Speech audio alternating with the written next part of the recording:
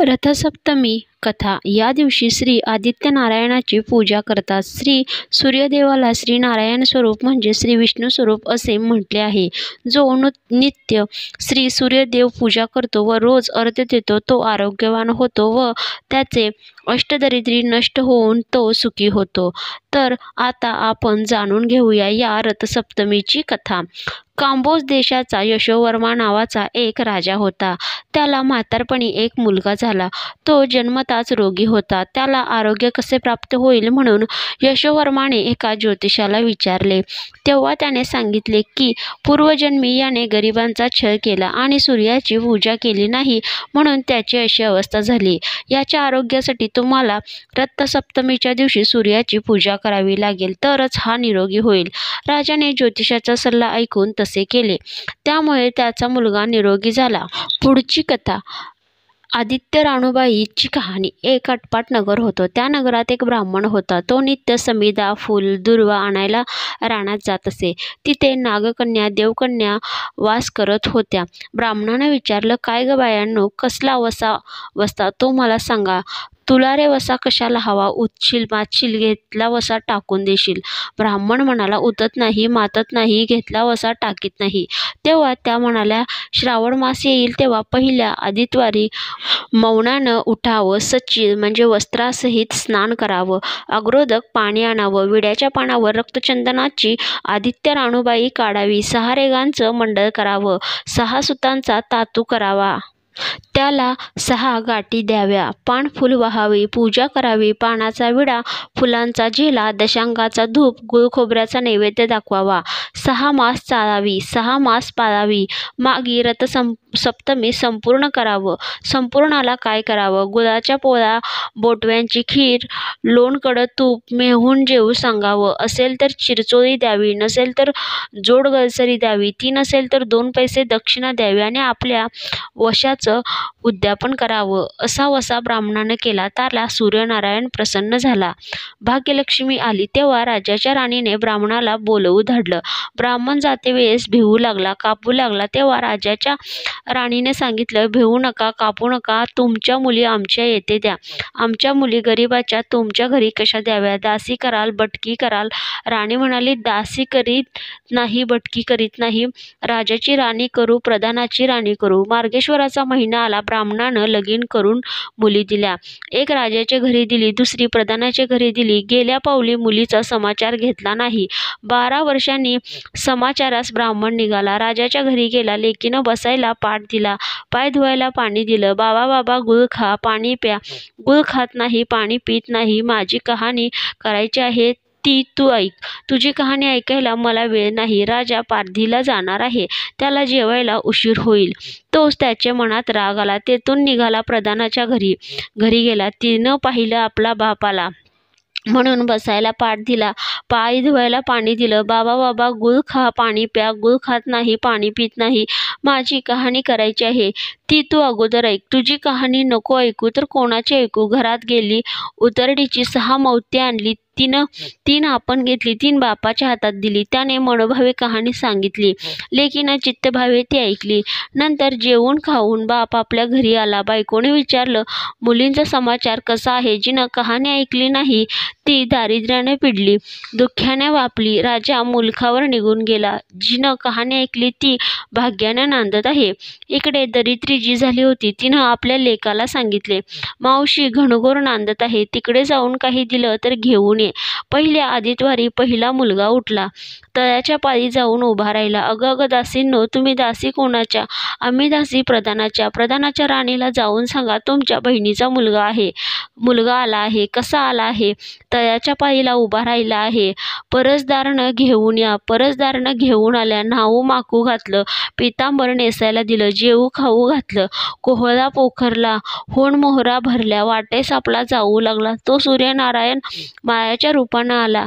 हातीचा कोहळा काढून नेला. घरी गेला. आईने विचारले, काय रे बाबा, मावशीनं काय दिलं? दैवत दिलं, कर्मानं नेलं. कर्माचं फळ पुढं उभं राहिलं. मावशीनं दिलं होतं पण सर्व गेलं. पुढं दुसऱ्या आदित्यवारी दुसरा मुलगा गेला.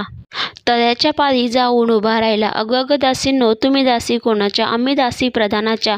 प्रधानाच्या राणीला निरोप सांगा. त्यांनी सांगितला. मग प्रधानाच्या राणीने त्याला घरी नेऊन न्हाऊ माकू घातलं, पितांबर नेसायला दिलं, जेवू खाऊ घातलं, काठी फोकरून होना मोहरांनी भरून दिली. बाबा ठेवू नको, विसरू नको, जतन करून घेऊन जा म्हणून सांगितलं. वाटेत सूर्यनारायण गुराकाच्या रूपानं आला. हातची काठी काढून घेतली, घरी गेला. झालेली गोष्ट राणीला सांगितली. दैवे दिले ते सर्व कर्माने नेले. पुढे तिसरे आदित्यवारी तिसरा मुलगा गेला. तळ्याच्या पारी उभा राहिला. त्यालाही पहिल्यासारखं प्रधानाच्या घरी नेऊन न्हाऊ माकू घातलं, पितांबर नेसायला दिलं, जेवू खाऊ घातलं, नारळ पोखरून होण मोहरांनी भरून दिला. ठेवू नको, विसरू नको म्हणून सांगितलं. घरी जाताना विहिरीत उतरला. तो नारळ गडबडून विहिरीत पडला. घरी गेला. आईनं विचारलं, का रे बाबा, मावशीनं काय दिलं? आई ग, मावशीनं दिलं, पण दैवाने ते सर्व बुडालं. चौथ्या आदित्यवारी चौथा मुलगा गेला. तळ्याच्या पारी उभा राहिला. त्यालाही प्रधानानं राणीनं घरी नेऊन न्हाऊ माकू घातलं, पितांबर नेसायला दिलं, जेवू खाऊ घातलं. त्याला दह्याची शिदोरी होना मोहरा घालून बरोबर दिली. सूर्यनारायण घारीच्या रूपानं आला. हातची शिदोरी घेऊन गेला.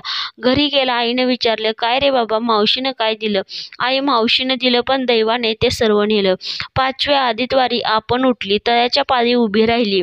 दासींनी तिचा निरोप तिच्या बहिणीला सांगितला. बहिणीनं तिलाही परसदारानं घरी नेलं, न्हाऊ घातलं, माकू घातलं, पाटाचं बेसायला दिला. प्रधानाची राणी आदित्यवाराची कहाणी करू लागली. काय वसा करतेस तो मला सांग. बहीण म्हणाली, अगं अगं चांडाळणी, पापिणी, बापाची कहाणी ऐकली नाहीस म्हणून तुला दारिद्र्य आलं. राजाच्या राणीनं सांगितलं. मग ती बहिणीच्या घरी राहिली. श्रावणास आला. सांगितल्याप्रमाणे सूर्यनारायणाची रोज पूजा केली. इकडे राजाला भाग्य आलं. राजानं बोलावू धाडलं. मावशी मावशी, तुला छत्र आली, चामर आली, पाईक आले, परवर आले. मला रे पापिणीला छत्र कोठली, चामर कोठली, पाईक कोठले, परवर कोठे? बाहेर जाऊन दाराशी बघतात तो राजा बोलावू आला आहे. राजा आला तशी घरी यायला निघाली. एकमेकींना बहिणींनी आहेर केले. वाटेने जाऊ लागली. पहिल्या मजलेस स्वयंपाक केला. राजाला वाढलं, मुलांना वाढलं, आपलं पान वाढून घेतलं. तो कहाणीची आठवण झाली.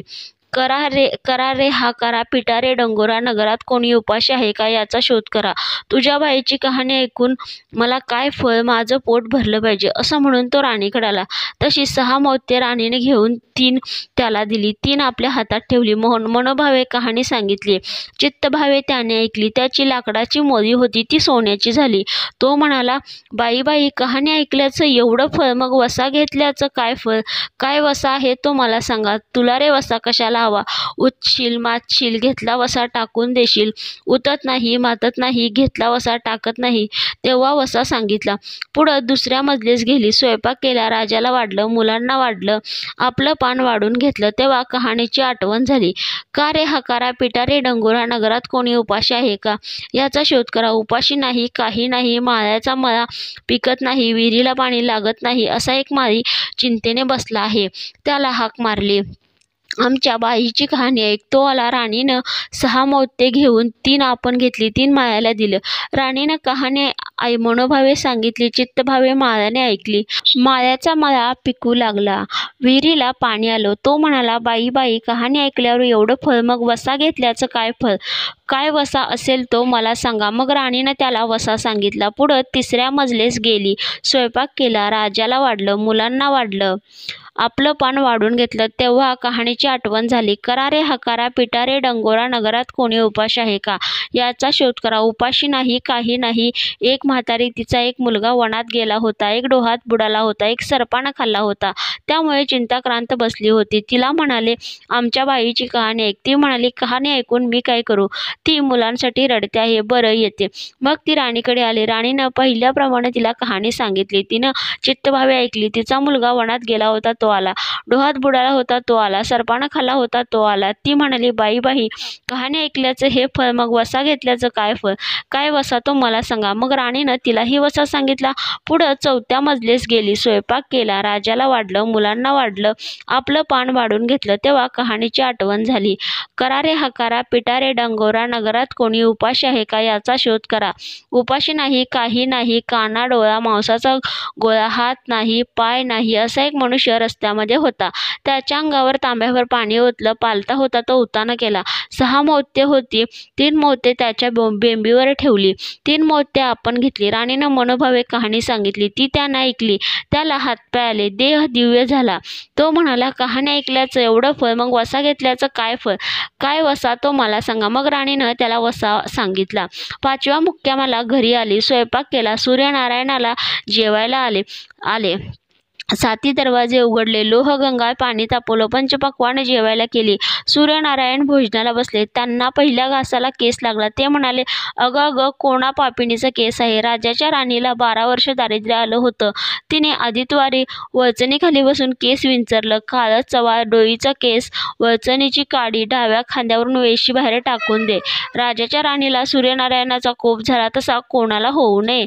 ब्राह्मणाला मोळी विकायला, राजाच्या राणीला, माळ्याला, म्हातारीला कोणा डोळा मांसाचा गोळा इतक्यांना जसा सूर्यनारायण प्रसन्न झाला तसा तुम्हा आम्हा हो.